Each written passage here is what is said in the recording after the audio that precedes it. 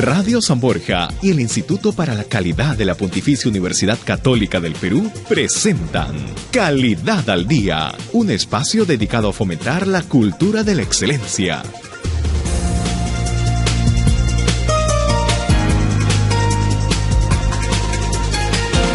Hola, ¿qué tal? ¿Cómo están? Muy buenas tardes, bienvenidos a Calidad al Día, el programa de radio del Instituto para la Calidad de la Pontificia Universidad Católica del Perú. Hoy tenemos una agenda nutrida porque tenemos muchos invitados y todos ellos con tantísimas cosas importantes que decirnos. Hoy vamos a hablar de atención en salud en nuestro primer bloque, luego hablaremos de la excelencia educativa y de las propuestas que nos traen dos docentes del Instituto para la Calidad, luego hablaremos de tecnología limpia y luego hablaremos de seguridad jurídica. No hay posibilidad de inversión en el país, de innovar y de emprender cualquier cosa si no tenemos seguridad jurídica. De eso vamos a hablar en el programa, así que los invito.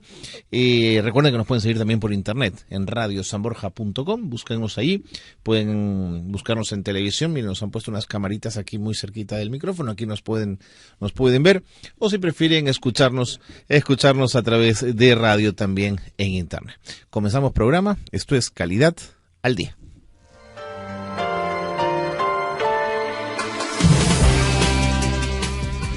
Muy bien, y el primer tema de atención en salud es fascinante, porque claro, son miles los peruanos que con toda razón reclaman por la forma en que son atendidos en los hospitales y en los centros de salud. Una situación además que se agrava en el tiempo a medida que la población crece y algunos de los servicios de salud se precarizan. Estamos con Claudia Aguilar, ella es docente del Instituto para la Calidad de la PUC, ella es colombiana, especializada en el tema y nos da muchísimo gusto tenerla aquí. Claudia, bienvenida. Muchas gracias. Gracias por estar con nosotros. Y nos acompaña también otro especialista argentino, el profesor Armando Tauro, docente del Instituto para la Calidad de la PUC, también especialista en estos temas. Profesor Armando Tauro, bienvenido. Gracias por estar con nosotros. Buenas tardes, muchas gracias por invitarnos. Bueno, a ver, ¿por dónde empezamos? Yo les propondría hacer un breve diagnóstico de cuándo la situación en salud devino en un problema, es decir, cuándo el Estado ya empezó a reconocer que tenía una avalancha de pacientes que atender. Cuando digo el Estado, puedo pensar en el Estado peruano, pero probablemente hay situaciones similares en Argentina, en Colombia y en nuestra América Latina. ¿Cuándo comenzó el problema, profesor Tauro? Mira, el Ministerio de Salud ha establecido como estrategia principal el aseguramiento universal de la salud. Así es, ¿no? Se basa primero en la descentralización de los servicios como parte, en el fortalecimiento del primer nivel de atención y asimismo ha definido como un eje central de reforma al sector de cambio de modelo de atención de salud en las áreas de primeros auxilios. Pero lo importante de todo esto es que cuando se ha cambiado el concepto de cuando vamos a un centro de salud ya no va un paciente, sino va un cliente. Okay. Un cliente que espera un servicio. Y este servicio tiene que estar atendido de la mejor manera posible y lo más eficiente y lo más comparticipativo y productivo, ¿no? Este problema de salud viene cambiándose en la última década, yo diría. Sí. En la última década hemos tenido cambios profundos de que cuando vamos a un servicio de salud nosotros necesitamos ser contenido, necesitamos tener un área donde tengamos confiabilidad, necesitamos que nos den la mayor información posible. ¿Por qué? Porque ya el cliente entra en esa área de salud con una problemática, digamos, él entra sin saber qué es lo que le está pasando. Claro, no es cualquier área, digamos, es cierto, tiene que ver con la vida de uno mismo. Con la vida de uno mismo, es. Entonces va con una serie de preocupaciones que no sabe a qué va a estar sometido. Si a todo eso le ponemos la ineficiencia, la falta de atención, la falta de contención, la falta de servicio, un sistema integrado informativo, le creamos un estrés mucho mayor. Entonces, el sistema de salud tiene que estar hoy acorde a los estándares y normalizaciones de calidad, no a nivel nacional, sino a nivel mundial. No sé cuál es tu idea. Bueno, yo estoy de acuerdo con esto completamente. Yo pienso que tenemos un inconveniente grande. El inconveniente está en que lo hemos hecho más mercantilista, ¿sí? La salud de pronto ha pasado a ser más que la prestación del servicio, el lucro para las mismas instituciones. Y hemos tenido un inconveniente, como para no entrar un poquito en detalle con lo que ha dicho el doctor, es que el ministerio o ya pues los entes de regulación, de inspección, vigilancia y control han perdido un poco el control sobre las instituciones. Entonces, están creciendo, han crecido, han salido clínicas grandísimas que prestan servicios especializados, pero se ha olvidado un poquito la población del común, ¿sí? El primer nivel. Entonces, estamos dejando de atender a los pacientes que van inicialmente, de pronto que nos pueden llevar a prever un poco más las enfermedades de alto costo, ¿sí? Claro. Y se está tratando de manejar es como más la parte especializada y se han dejado aparte los pacientes del común, los que trabajan, los que no están cubiertos por una EPS, por ejemplo, como se maneja aquí en el Perú. Claro, pero si tomamos los 5 puntos más importantes de la calidad en salud, tenemos confiabilidad, que es la primera, diligencia y capacidad de respuesta que tenemos que tener, garantía de seguridad en el conocimiento y atención de lo que nos están atendiendo, empatía, que es una gran parte, y los recursos tangibles que tenemos que tener dentro de un sistema de servicio de salud. Si tomamos esos 5 puntos y los desarrollamos en cada uno de estos puntos, confiabilidad, la capacidad de prestar un servicio.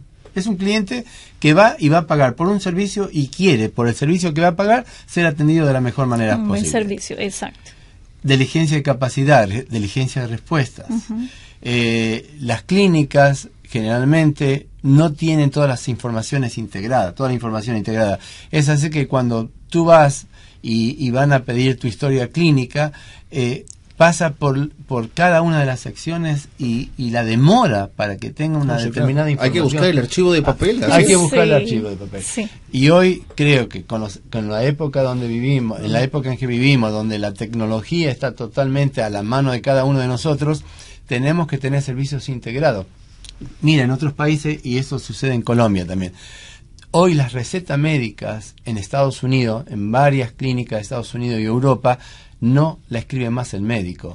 Cuando el paciente va al servicio médico, el paciente entra en un sistema y hace la receta por medio de un sistema de computación. ¿Por qué? De esa manera, esa receta se va a una red de farmacias y ese paciente puede ir con el código que le dio la clínica a cualquiera de la farmacia. Ya tiene ese código. Ya tiene ese código. Fantástico. Y le entregan el medicamento. ¿Qué ha ocasionado esto? La reducción de errores de entrega de medicamentos por falta de calidad de la caligrafía del médico. Que es un tema, ¿verdad? Que es todo un tema. Interesante. Y eso se podría aplicar también acá. Ahora, de todo lo que me están hablando, es interesante porque el problema surge con la masificación de la necesidad en salud. Y entonces el SIS, el Sistema Integral de Salud, entra a tallar en un nuevo formato que es el de privilegiar la atención primaria. Es decir, evitemos que la gente vaya a los hospitales. Exacto. Y atendámosla primero bien en el centro de salud que tiene cerca. Exacto. ¿Esa es una buena idea, Claudia? Eso es lo mejor que se puede hacer. Es mejor invertir en la prevención que ya en el desarrollo o en la atención de una enfermedad de alto costo, por ejemplo. Dejamos la especialidad para el hospital, digamos. Exacto, sí. Bueno, ahora, digamos a ese nivel tenemos las instituciones que se especializan y que tienen varios niveles de complejidad, ¿no? Estamos hablando de primero, segundo y tercer nivel de atención y primero, segundo, tercero y cuarto nivel de complejidad, que al cuarto nivel de complejidad es donde nos llega el paciente que finalmente le va a costar o mucho a la EPS o mucho al Estado. Ese es el paciente que finalmente nos aparece con un cáncer. Hablemos, por ejemplo, de la parte oncológica. Si invertimos un poquito en lo que es prevención, exacto, si invertimos en la prevención, llamando, por ejemplo, a las mujeres en edad fértil, cuando ya empiezan a tener sus relaciones sexuales, ahí es donde empezamos nosotras a sufrir el problema de un posible cáncer de cuello uterino, por ejemplo, ¿sí? Si a nosotros nos hacen un seguimiento completo desde que estamos en esa edad fértil, donde estamos yendo constantemente a nuestros controles, entonces estamos haciendo la prevención de una enfermedad que se pudo haber curado con una vacuna, por ejemplo, o con un procedimiento pequeño. Control, por cierto, en un centro de atención primaria. Sí, y eso se puede hacer en primera línea. De hecho, se hace en primera línea. Y si se hace bien y se maneja bien, eso le puede dejar incluso muchísimos más recursos a la institución.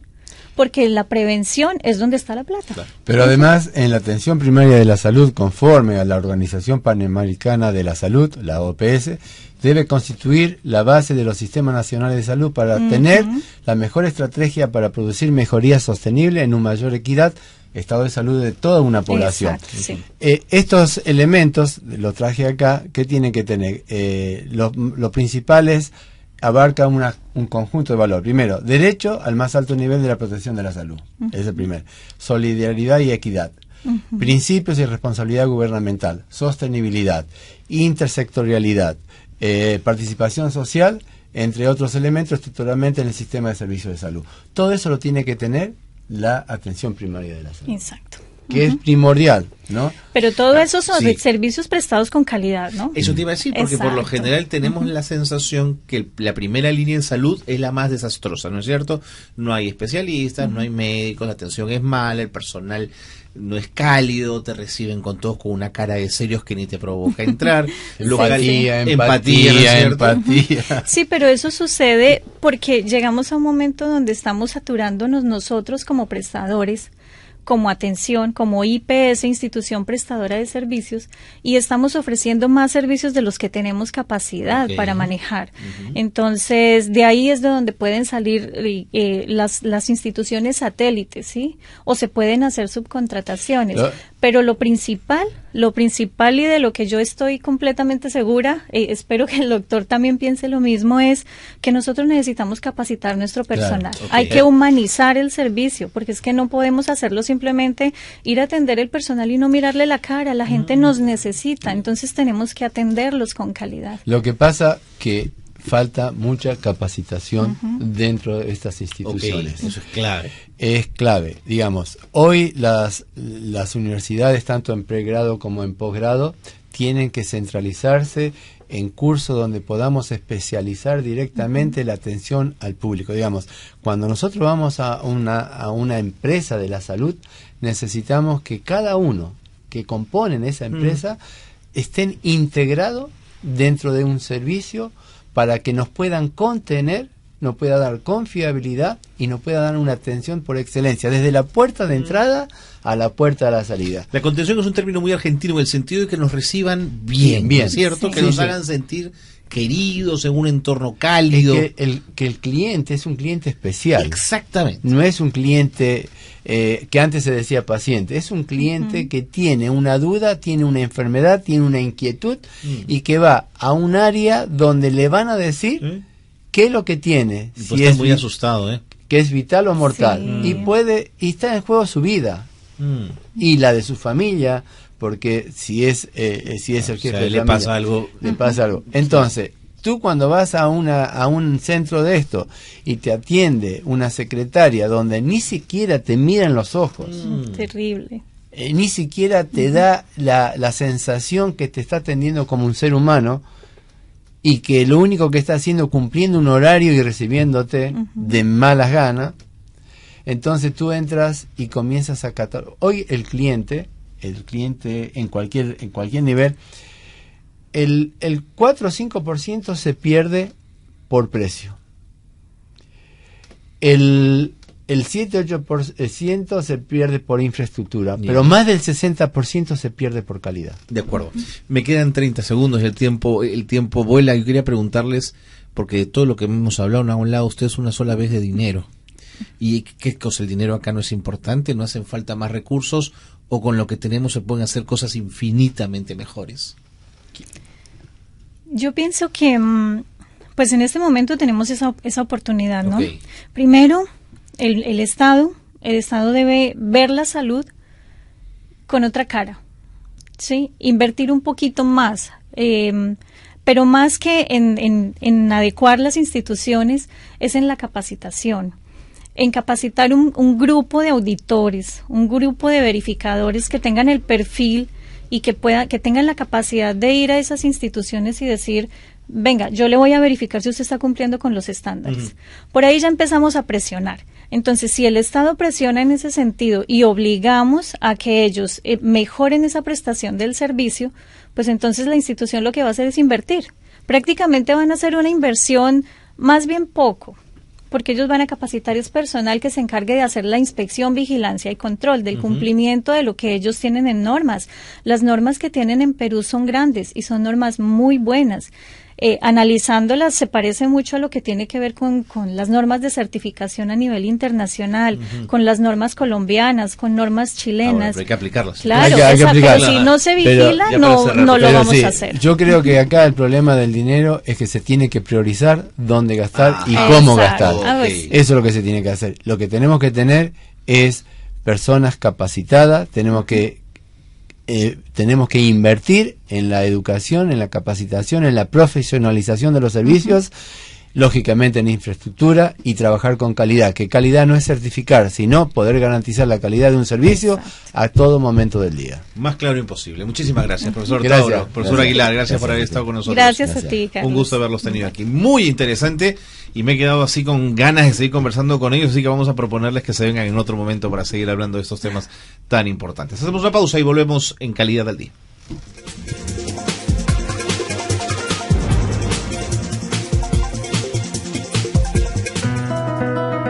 Tips para servicio al cliente.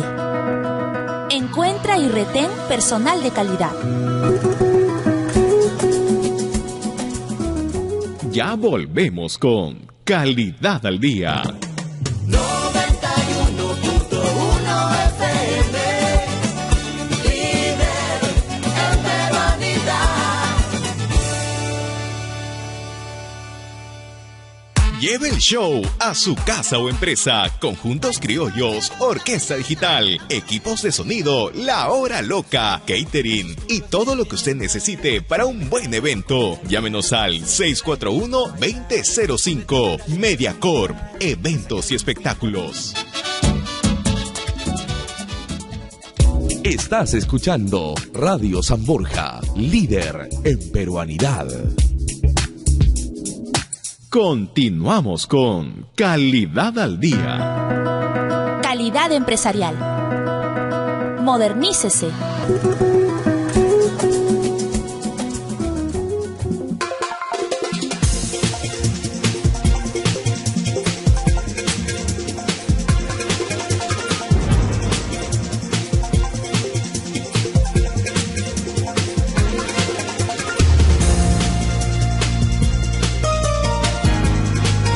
Son las 4 de la tarde con 19 minutos, seguimos en Calidad al Día a través de Radio San Borja en los 91.1.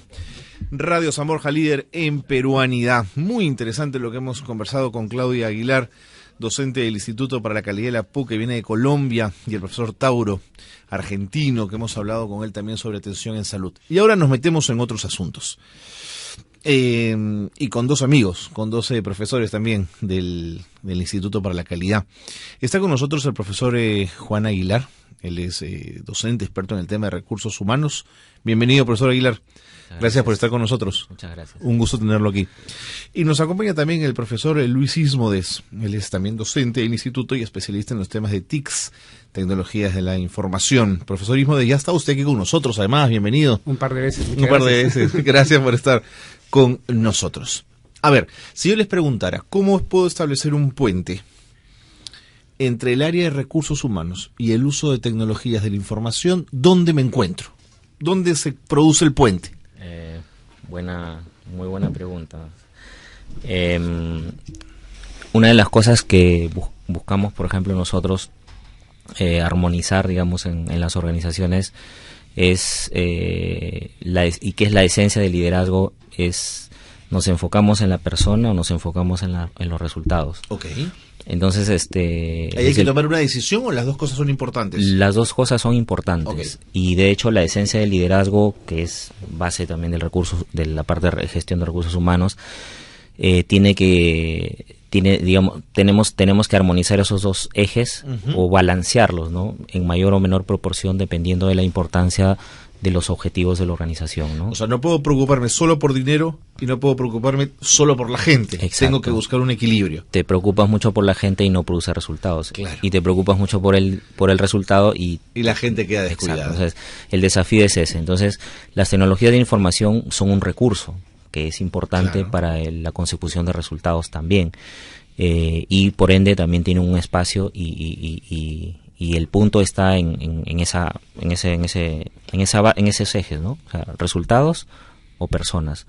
Yo lo situaría, digamos, la parte de tecnologías como una herramienta que te permite producir resultados, pero que también son importantes para las personas, ¿no? Para que puedan realizar su labor. Las tecnologías de información ya son commodity, o sea, están en todos sitios. Están en todos sitios. Están en cualquier cosa inclusive, ¿no? Entonces, lo que ahora es importante es gerenciarlas bien, gestionarlas bien. Y para eso hace falta recursos humanos. Porque los procesos para poder manejarlos adecuadamente son una serie de actividades. Y esas actividades las hacemos nosotros, los recursos humanos. Entonces, ese es el enlace que hay. Es de vital importancia que el recurso humano esté motivado, esté bien formado. Está demostrado que la mayoría de brechas de seguridad son internas y son hechas por recursos humanos en el 80% de los casos. Entonces, un recurso humano no motivado puede ser una tremenda brecha de seguridad, y un recurso humano no formado simplemente da eficiencias en el uso de tecnologías de información. Por eso los procesos son de vital importancia. Entonces, ahí es donde se enlaza. Aterrizando más entonces esta conversación, yo podría, por ejemplo, en la gerencia de recursos humanos, tener alguna tecnología que me permita monitorear el bienestar de mis trabajadores. Por ejemplo. ¿Por ejemplo? Sí, totalmente. Donde yo tenga indicadores muy claros de un software moderno, actualizado, que me permita saber, vienen contentos a trabajar, están llegando a su hora, ¿por qué no pueden llegar? ¿Eso es posible? Totalmente, sí. De hecho, hay organizaciones que producen de este tipo de software. No conozco puntualmente alguna, pero conozco, por ejemplo, una organización que se llama Gallup, que hace monitoreo de la felicidad de las personas, de la motivación, de los países, incluso a nivel económico, y el impacto económico que origina esto, o en la economía, digamos, ¿no? Es interesantísimo, de verdad. Gallup es la vieja empresa encuestadora, la que empezó con las encuestas en Estados Unidos, ¿no es cierto? Que se enfoca en, que hace los polls, interesante, economía, muy enfocada en recursos humanos. ¿Y qué otras herramientas tecnológicas habría pensado usted, profesor Ismael? Tenemos indicadores en procesos también, o sea, de madurez de procesos, por un lado, o KPIs, o sea, factores claves de rendimiento, que muestran cómo está manejándose el proceso, de los cuales la persona, la gente, es un indicador muy importante. O sea, sería otra forma de medir también si estamos manejando adecuadamente la gestión de los servicios de TI en este caso. ¿No es un riesgo cuando en las empresas miran a recursos humanos y piensan que ahí debe resolverse todo lo que tenga que ver con las personas? Es decir, vamos a mandarle a recursos humanos el tema de la gente. Cierto, esto es como no sé si has escuchado el lema que dice que la seguridad es tarea de todos. Sí, al final es de nadie. Es claro, es cierto que recursos humanos es un facilitador, pero de lo que se trata es que las áreas de recursos humanos ayuden a incorporar esta filosofía de vida al resto de la organización. Exacto. Y que esto sea más que una práctica, sea una filosofía, ¿no? De que las personas vean a las personas como que todos somos importantes y le den el lugar adecuado, pues, en el momento adecuado, ¿no? Fantástico. El otro día leí el caso, además, Ciudadanos al Día, esta organización que premia las buenas prácticas estatales, contaban la anécdota de una organización donde la gente no sabía lo que hacía la oficina del costado. O sea, no había forma porque no se comunicaban, pues cada uno estaba tan metido en lo suyo que no se comunicaban. Y entonces el viejo mural donde antes uno ponía en su corcho su papelito y comunicaba y contaba, en fin, ahora era un grupo cerrado en Facebook. Y habían resuelto que todo el que hiciera una actividad ligada con la organización tenía que publicarla en ese Facebook. Entonces todo el mundo comenzaba a enterarse de lo que hacían los otros y descubrían cosas que ni siquiera se habían imaginado que los otros hacían, por ejemplo. Y que tal vez repetían, ¿no? Que tenía ineficiencias. Es verdad. Que las mejores prácticas de tecnología de información ayudan a que eso no ocurra. O sea, esas mejores prácticas van a permitir realmente que cada proceso tenga su rol. Eso es. Y que cada persona tenga su responsabilidad y que entonces uno pueda manejar y coordinar todas las actividades necesarias de una forma fluida. Y pongo este ejemplo también pensando que no es un tema de dinero.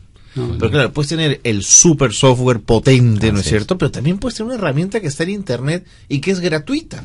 También los existen, claro. De hecho que hay bastantes herramientas ahora para miles de cosas, ¿no? Con los servicios en la nube cada vez más. Con servicios en la nube cada vez más. De todo precio. De acuerdo.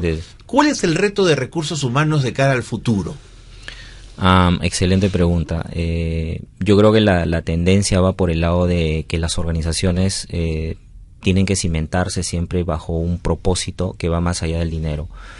Ese propósito tiene que estar ligado, desde mi punto de vista, en parte, digamos, con la identidad de la organización. ¿Qué estoy haciendo acá? ¿Para qué estoy acá? Hacerse preguntas un poquito más profundas, ¿no? La organización.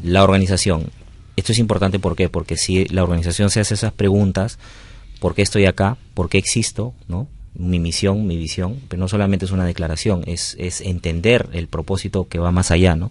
Entonces yo voy a entender que el recurso humano, el equipo humano que tengo alrededor mío, tiene que estar de alguna manera enganchado con ese propósito, ¿no? O en la medida de lo posible, para que nosotros podamos cumplir esa meta o esos objetivos que nos trazamos en la organización.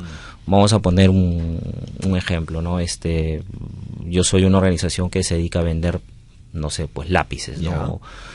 Por poner un ejemplo muy sencillo. Mi propósito, ¿cuál es? ¿Vender lápices o va más allá, ¿no? De repente ser un agente activo, digamos, en el cuidado del bosque. En el cuidado del bosque. En tanto que el producto es madera, digamos, ¿no? Por ejemplo. Estoy pensando un poco en voz alta. Sí, está bien, es válido. O de repente mi propósito es ser un agente, no sé, pues de impacto en los niños, en la organización, ¿no? Entonces yo produzco, por ejemplo, colores, lápices, etcétera, etcétera.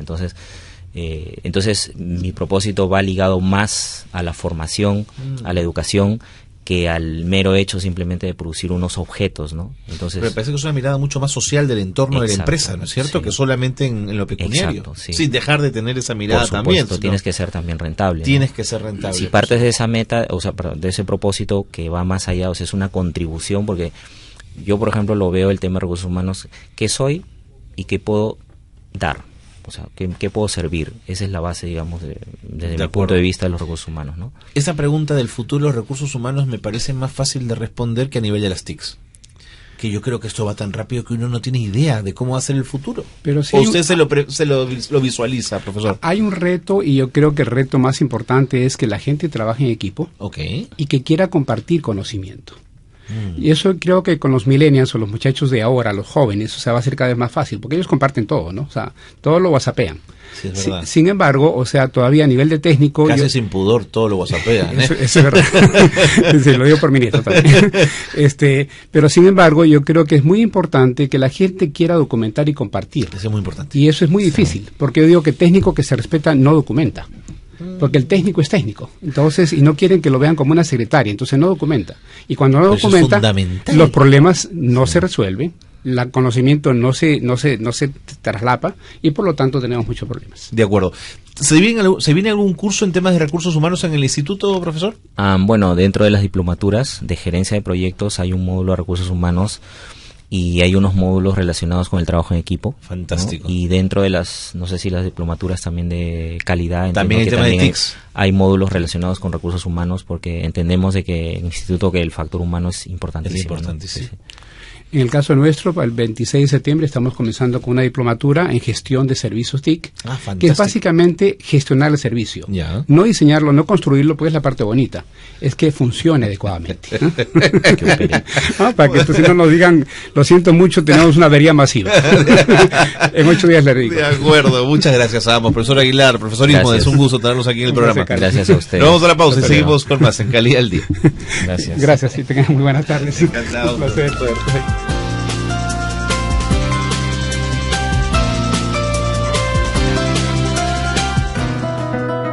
Calidad empresarial.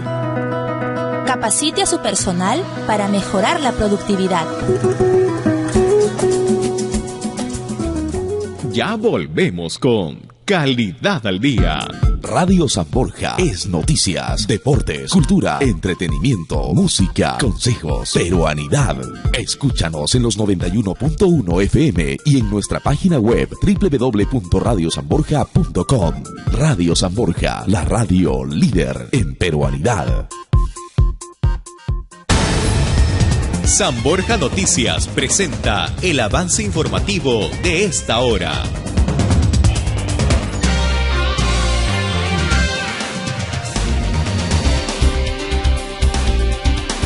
Buenas tardes, bienvenidos a la información con la presentación de la titular de la OCE, Magali Rojas. La Comisión de Fiscalización retomará este lunes la investigación sobre las concesiones a empresas brasileñas en el Perú, conocido como el caso Lavallato, indicó el titular de este grupo de trabajo, Gustavo Rondón. El congresista Víctor Isla dijo que le corresponde al Congreso decidir la participación de Petroperú en la explotación del lote 192, debate que debe ser abordado hoy por el Pleno del Legislativo. Continuamos con más información en los 91.1 de Radio San Borja.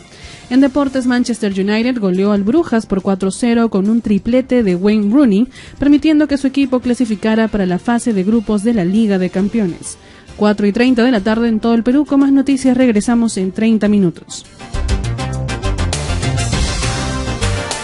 Sigue en sintonía de Radio San Borja 91.1, líder en peruanidad.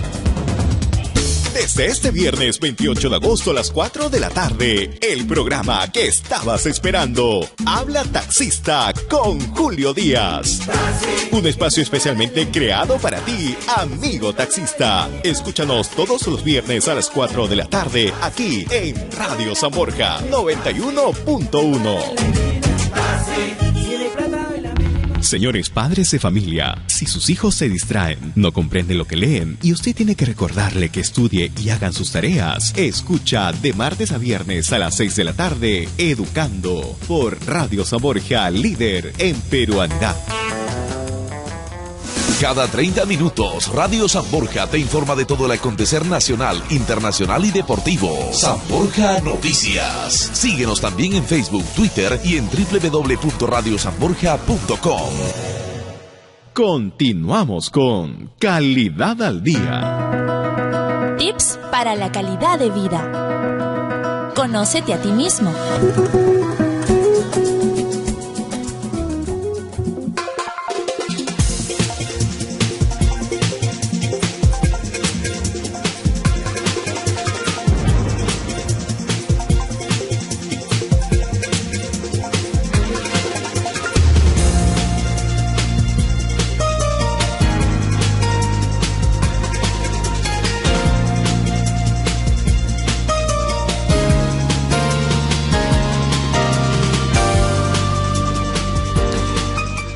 Seguimos en Calidad al Día, seguimos en los 91.1 de Radio San Borja.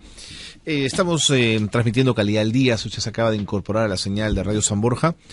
Calidad al Día es el programa de radio del Instituto para la Calidad de la Pontificia Universidad Católica del Perú. Y toca hablar ahora de tecnología limpia.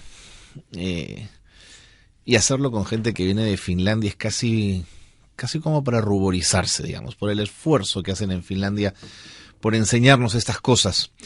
Kari Poti es encargado de negocios de la Embajada de Finlandia y nos acompaña esta tarde. Señor Poti, bienvenido.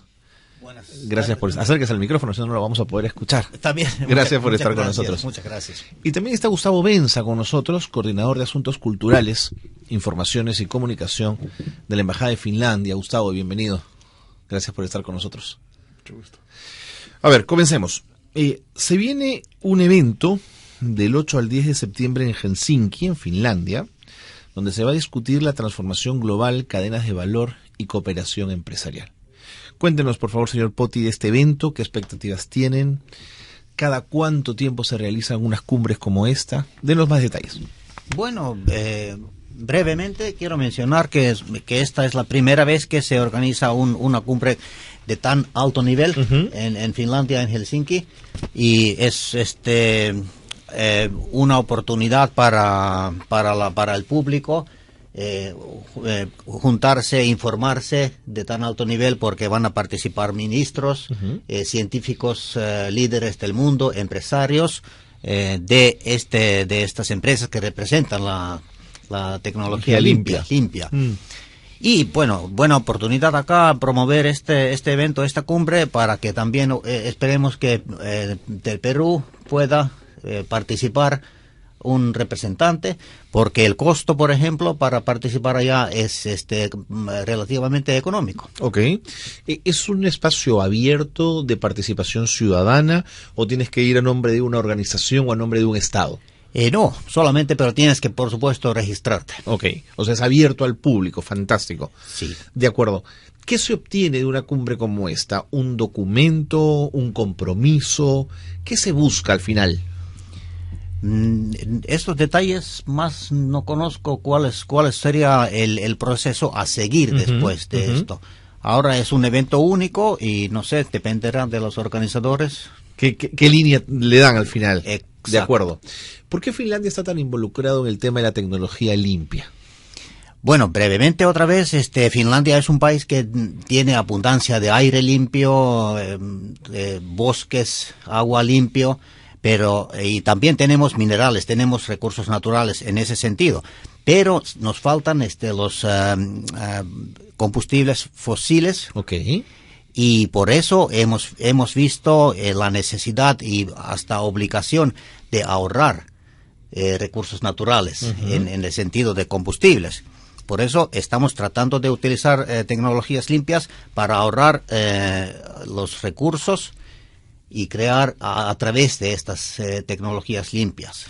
Yo puedo entender que Finlandia tenga problemas para obtener combustible fósil y entonces recurre mucho a la madera, pero el asunto es que ustedes no pierden bosque, sí, hay más árboles de los que terminan ustedes extrayendo.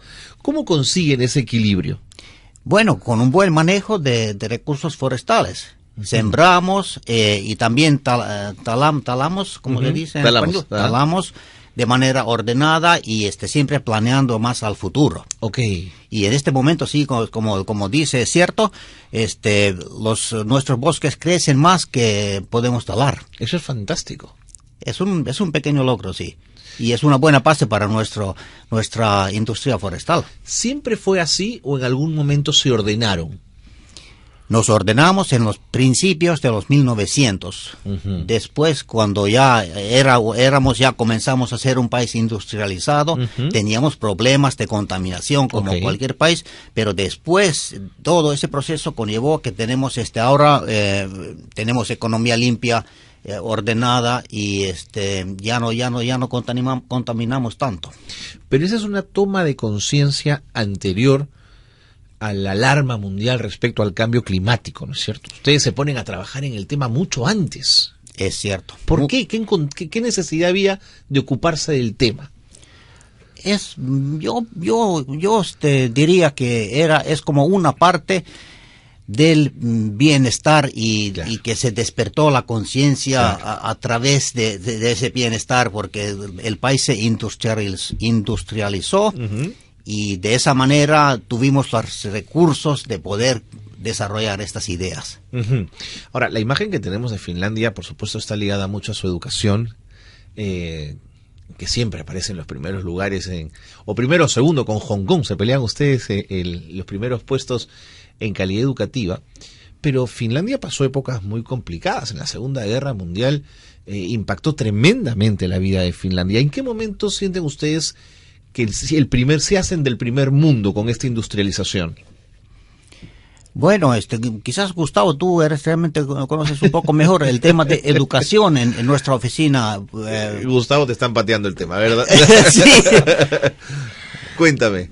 Bueno, Finlandia, más o menos en los 70, en los años 70 inició un proceso de reforma de la educación que llevó a los resultados que empezaron a sorprender a fines de los 90, los 2000, ¿no? Lo que se buscaba era, como decía la viceministra Torsti, no tener necesariamente la mejor educación, pero sí lograr. Ella nos explicó que para ellos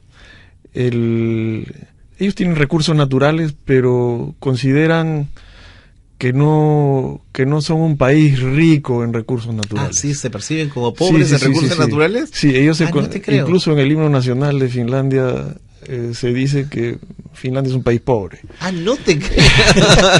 Entonces, para ellos el recurso más abundante que tienen es su gente, es su recurso humano. Su recurso humano. Pero incluso ella nos dijo, tampoco es un recurso tan abundante, somos solo 5 millones. Es verdad. Entonces, tenemos que poder aprovechar la potencialidad plena de cada uno de esos 5 millones. Y el objetivo de la reforma era que cualquier niño, sin importar su origen, la situación familiar, la región en la que viviera, tuviera la posibilidad de acceder a la mejor educación posible. Y bueno, hay una serie de dispositivos, ¿no? Por ejemplo,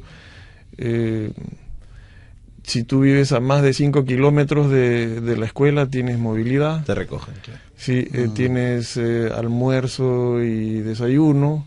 O sea, nadie se queda sin ir al colegio. Te dan los libros. Sí. Prácticamente lo que se quiere es que no importa cuál sea el contexto familiar del niño, el niño tenga la oportunidad de dar todo su potencial para el desarrollo del país.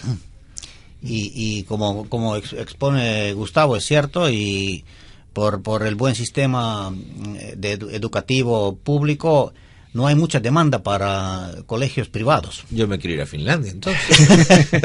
Quienes tenemos hijos nos queremos ir a Finlandia, ¿no es cierto? Pero para que las cosas se den, tiene que haber habido, presumo yo, ustedes me lo explicarán, el liderazgo de alguien importante que dijo, vamos juntos hacia ese lado, vamos, ese es el norte. Bueno, ¿quién es ese? ¿Es común, es colectivo, el esfuerzo es personal?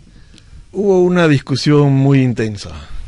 La decisión de prácticamente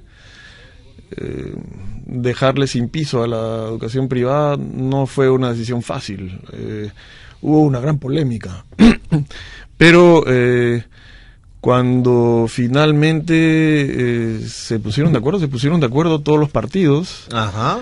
Fue una polémica nacional, digamos. O sea, fue una discusión nacional y de hecho una vez que se fijó la línea se ha continuado a lo largo de 40 años con sucesivos gobiernos de diferentes partidos y porque todos compartían, después de una larga y ardua discusión, finalmente un punto de vista común, ¿no? De acuerdo. Que nos viene finalmente a traer también al tema de las tecnologías limpias. Y justamente quiero volver a ello, porque quería preguntarle al señor Poti en relación a cuáles son hoy día esas tecnologías limpias que Finlandia tiene. ¿Están apostando por la energía eólica, por la energía solar?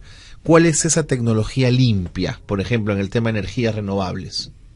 Bueno, puedo decir que son justamente energía solar, energía eólica, hidroeléctricas, energías limpias a base de bosques, minería verde, que quiero mencionar. ¿Qué cosa es la minería verde, señor Poti? Minería verde es una manera de hacer la industria minera de tal manera que no se contamine el medio ambiente. ¿Eso es posible? Porque siempre nos han dicho en el Perú que toda minería impacta. Sí, es posible, aunque parezca increíble, pero sí es posible, lo tenemos comprobado allá y por eso como estamos en Perú, este tema es acá fascinante, especialmente interesante. Y es uno de los temas que se va a tratar en la cumbre. ¿El de la minería verde? Sí. ¿Y cómo lo han conseguido, Gustavo? ¿Cómo han hecho? ¿Tienen sistemas de tecnología de punta? Sí, o sea... ¿Qué cosa es? Lo que se ha buscado con la reforma de la educación es tener innovación un permanente, banco de recursos humanos que tengan, porque además esa es otra característica, la educación finlandesa no busca llenar al niño de información, sino enseñarle a tener confianza en sí mismo, enseñarle a pensar, enseñarle a descubrir. Y con ese instrumento de lo que se trata es de ir cada vez más allá y de buscar, o sea, las tecnologías limpias, hasta ahorita lo que se ha mencionado aquí es fuentes alternativas de obtención de energía, pero no, es un campo mucho más amplio. Mucho más amplio. Es, por ejemplo, cómo optimizar la producción de manera que se pueda obtener cada vez más a partir de menos. Fantástico. Que signifique entonces necesitar cada vez menos materia prima para obtener cada vez más valor. Claro. ¿Eso cómo se obtiene? Bueno, usando el cerebro. Con innovación, pues. ¿No? Claro. Con innovación. Claro. Muy bien. Señor Poti, si a los peruanos nos gusta el sistema educativo finlandés, ¿qué les gusta a los finlandeses del Perú? ¿Cuántos finlandeses viven en el Perú? ¿Cuántos son ustedes? Nosotros, finlandeses residentes en Perú, somos entre 60 y 70 personas. Es una comunidad pequeña. Como permanente, sí, es una comunidad pequeña. Ajá. Más los turistas que visitan Perú, algunos cientos de personas cada año. De acuerdo. Díganos que nuestro tráfico es una buena aventura. Bueno, y aquí también vemos la necesidad para la tecnología limpia. ¿No es cierto? Buses electrónicos, por ejemplo. Que también seguramente se discutirá en esta Cumbre Global Tecnología Limpia 2015, esta plataforma para directores corporativos, para responsables políticos, para inversores, para investigadores, para todas las personas interesadas de discutir las oportunidades que puede ofrecer soluciones de tecnología limpia. Va del 8 al 10 de septiembre en Helsinki. ¿La gente puede acercarse a la embajada o al consulado finlandés a recurrir, a buscar información de esto? Bienvenidos. Tenemos el folleto, tenemos toda la información. Hay también, por supuesto, en la internet. Sí, de acuerdo. Contactos. Perfecto. Señor Poti, muchas gracias. Muchas gracias a usted. Tiene usted un castellano envidiable. Creí que iba a tener que aplicar mi incipiente finlandés para conversar con usted. Gracias por haber venido. Muchas gracias. Gustavo, gusto verte. Gracias por haber estado con nosotros. Igualmente. Gustavo Benza también nos ha acompañado esta tarde. Son las 4:47. Nos vamos a la pausa.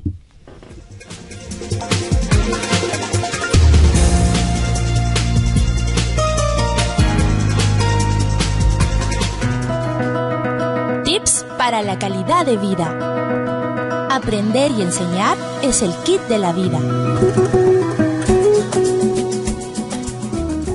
Ya volvemos con Calidad al Día. 91.1 FM, Radio San Borja, en tu corazón.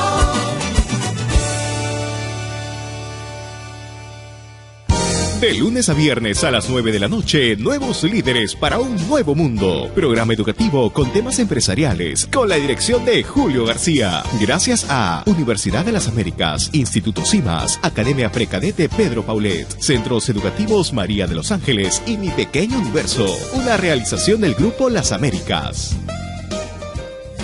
De lunes a viernes a las 8 de la noche, hablemos de nuestra música. Un espacio que da oportunidad al artista peruano para hablar de sus propuestas musicales. Hablemos de nuestra música por Radio San Borja 91.1. Programa producido por Abdai.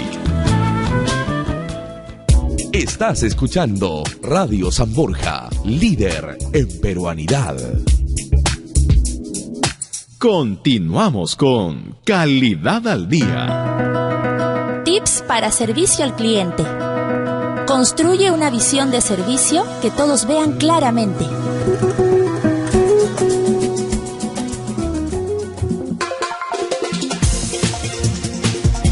Son las 4:49, seguimos en Radio San Borja en los 91.1. Esto es Calidad al Día, el programa de radio del Instituto para la Calidad de la Pontificia Universidad Católica del Perú. Tal como lo habíamos anunciado, el último bloque lo queremos dedicar a la seguridad jurídica, porque en este programa hablamos mucho de inversión, de innovación, de calidad, pero probablemente nada de esto es posible en un país donde no hay seguridad jurídica. Un poco para entrar en materia, vamos a escuchar un pequeño reportaje que hemos preparado. Es un insumo para la conversación que tendremos más adelante con nuestro invitado. Vamos con el reportaje.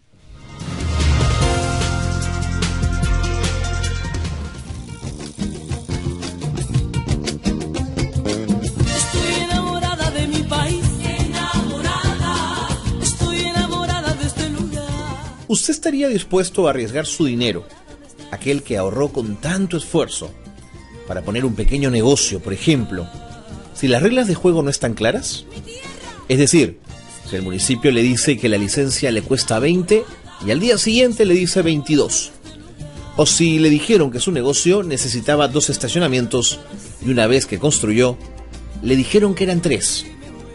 A nadie le gusta que le cambien las reglas de juego. Su gente, los brazos abiertos, te hacen sentir adear. Por eso que las reglas, las normas, no deben sorprendernos. A eso se le llama seguridad jurídica. El constitucionalista Samuel Abad y el jurista Gastón Sotoballenas definen el concepto. La seguridad jurídica es un principio que es consustancial a la idea de un Estado de Derecho. ¿Por qué? Porque las conductas, particularmente de los poderes públicos, deben ser predecibles. Y la seguridad jurídica es un principio fundamental en el derecho, universalmente reconocido, y se basa precisamente en la certeza. La certeza en la norma evita la arbitrariedad, que las reglas de juego con las que desarrollaremos nuestras inversiones no nos las cambien a la mitad, privilegiando otros intereses y desposeyéndonos de una protección legal. Evita la arbitrariedad, evita que en función de las personas o de los funcionarios cambien las normas. Yo tengo que tener las reglas claras de juego para invertir. Pero ¿qué ocurre allí donde no hay seguridad jurídica?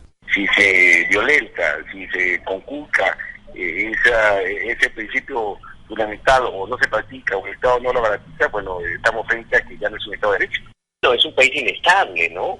Si yo soy inversionista y llego al país y veo que las reglas no son claras y que se aplican en función de intereses determinados o en función de la decisión arbitraria de la autoridad, sencillamente veo que no tengo estabilidad para invertir. Allí donde no hay seguridad jurídica para invertir, se instala la inestabilidad absoluta. Abad resume con una sola frase cómo esa arbitrariedad se puede poner de manifiesto. Para mis amigos todo, para mis enemigos la ley. Esa afirmación muy conocida grafica una situación de inseguridad jurídica. La ley se la aplico para mis enemigos y para mis amigos le hago lo que yo estimo pertinente que los beneficia. Pero, ¿quién es el responsable de proteger mis intereses cuando se vulnera el principio de seguridad jurídica? Soto Ballenas lo detalla. Básicamente el órgano jurisdiccional, el Poder Judicial, a efectos de justamente preservar, garantizar el nombre del Estado, justamente la seguridad jurídica es el Poder Judicial. ¿Y lo hace? ¿Puede hacerlo? ¿Es una institución capaz de hacer valer ese principio por el cual decidí invertir mis ahorros, correr riesgos, jugármela quizás a una sola carta? Jacinto Abelardo Luyo Hidalgo, juez del Juzgado de Paz de San Francisco de Sisicaya en la provincia de Guarochirí, trató de defender lo indefendible diciendo que era plata que le debía. Walter López dio aviso a la policía y la OCMA intervino al juez inmediatamente después de haber recibido el dinero en Es el preciso instante en que la policía y el Ministerio Público intervienen al juez provisional de la provincia cajamarquina de Contulmo. El juez habría cobrado la coima de 3.000 soles para favorecer en el juicio a una mujer que había denunciado a la empresa de cementos Pacasmayos. Lamentablemente todavía tenemos problemas serios en este sentido. Por ejemplo, uno puede ir al Poder Judicial y en función de quién resuelve el caso puede tener una decisión favorable o una decisión desfavorable. La corrupción es un lastre en la defensa del principio de seguridad jurídica. Sin embargo, Alfonso García Miró, expresidente del gremio de empresarios, tiende a tener una mirada más optimista. Pero si hay algo que tenemos que reconocer, que el gobierno del presidente Humala ha sabido respetar y mantener los compromisos asumidos por anteriores gobiernos y ha respetado al pie de la letra los procesos ante el Poder Judicial. Incluso plantea que la seguridad jurídica ya ha sido entendida como una política de Estado. Pero el Perú es un país que ha avanzado muchísimo respecto de seguridad jurídica y se ha convertido casi, diría yo, algo que es muy bueno, en una política de Estado. Ya no es una cuestión que un gobierno la respeta y otro no. Todos los gobiernos pueden tener diferente orientación política, pero lo que sí ha habido un consenso general es que la ciudadanía a la sociedad tiene que cumplir las reglas, los compromisos, las obligaciones y los contratos. De una u otra manera, la palabra clave para invertir, con la seguridad de que las reglas de juego no se van a modificar al libre albedrío de los gobiernos de turno o del estado de ánimo de los funcionarios, es predictibilidad. Tiene razón García Miró cuando señala que en el sentido común instalado en los últimos 25 años en la clase política, el respeto a las reglas de juego para la inversión parece ser una constante. Sin embargo, a la corta o a la larga, este principio solo puede ser cautelado por nuestro Poder Judicial. ¿Estamos debidamente protegidos? Juzguen ustedes.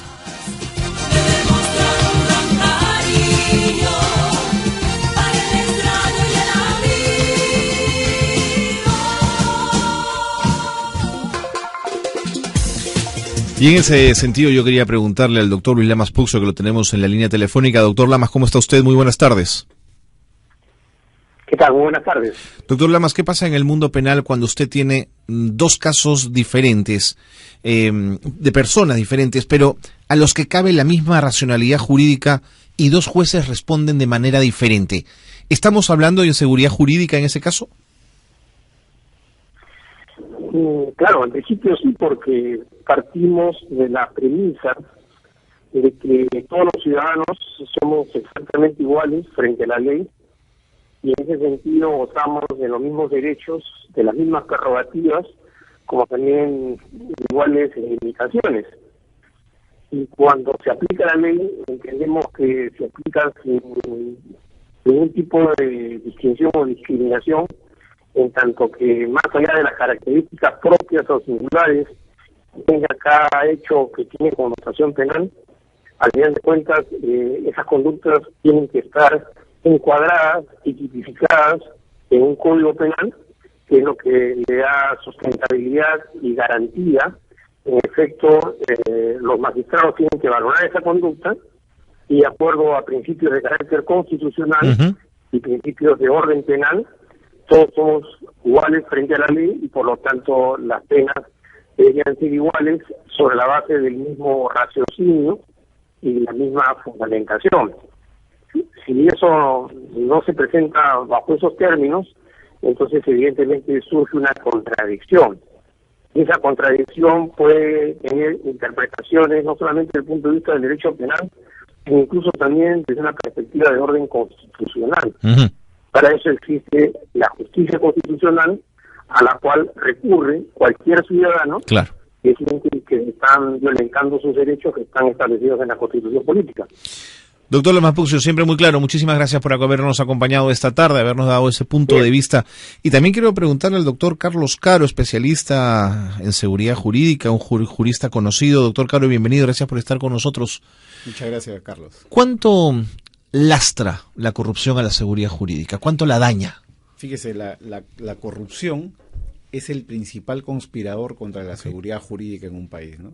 Y acá estamos hablando no solamente de la corrupción pública, sino también de la corrupción privada, porque la seguridad jurídica es algo que no compete únicamente al Estado, sino que se extiende desde mi punto de vista también a la actuación de los particulares. Son los particulares quienes pueden incurrir en actos de corrupción, promoviendo cadenas corruptas al interior del Estado, pero incluso en el tratamiento de las propias relaciones entre privados se pueden dar actos de corrupción. Por ejemplo, el gerente general de una empresa que se colude con un proveedor, una empresa privada, para ganarse un alguito, ¿no?, de los pagos que tiene que realizar en una compraventa, ¿no? Eso es algo que desde el punto de vista de la legislación extranjera se ha venido trabajando a través de los sistemas de cumplimiento. O sea, pero eso parece ser una normalidad en las empresas, ¿no es cierto? Pero hay que entenderlo como un acto de corrupción. Exactamente. De acuerdo. Exactamente. Entonces, en el mundo europeo, por ejemplo, existe el llamado delito de corrupción privada. Ya. Todo eso atenta, pues, contra las posibilidades de competir de manera leal dentro del mercado. Y finalmente, ¿no?, los actos de corrupción que atentan contra el principio de igualdad es algo que afecta a todos en general, no solamente atenta contra los empresarios, sino también contra los consumidores y contra el público en general que está esperando acceder, digamos, a un tratamiento igualitario entre la administración pública o privada. ¿Por qué el inversor es tan sensible a la seguridad jurídica? Fíjese, este factor es esencial porque desde el punto de vista de la inversión, un factor es el elemento de la litigiosidad. Cuando uno se ve defraudado en sus expectativas contractuales, por ejemplo, la única alternativa que tiene es recurrir o al arbitraje o al Poder Judicial. No simple la cláusula arbitral que garantiza cierta seguridad jurídica, y acá en el Perú el modelo es exitoso a diferencia de otros países, hay que recurrir al Poder Judicial. Y si el Poder Judicial es un Poder Judicial lleno de corrupción, es un Poder Judicial donde te vas a enfrentar a un sistema en el cual casos iguales se pueden resolver de manera diferente, entonces evidentemente esa es una desmotivación para efectos de la inversión, donde esto entra a ponderarse dentro también otro tipo de elementos, como el tema de la regulación laboral, la regulación tributaria, etcétera. Pero el tema de la seguridad jurídica es fundamental, ¿no? ¿Cuál es el nivel de cumplimiento del Estado frente a sus propias normas? Doctor Caro, por eso queríamos invitarlo, porque es usted muy claro. Muchísimas gracias. Muchas gracias, Carlos. Gracias por haber estado con nosotros. Muy bien, interesante el tema de la seguridad jurídica. Con esto le ponemos punto final al programa. Nos tenemos que ir ya. Recuerden que para terminar, se viene un curso de taller actualización de norma ISO 9001 en su versión 2015. Va el 8 de septiembre en el Instituto para la Calidad, no lo olviden. Nos vamos, gracias por haber estado con nosotros aquí en Radio San Borja en los 91.1.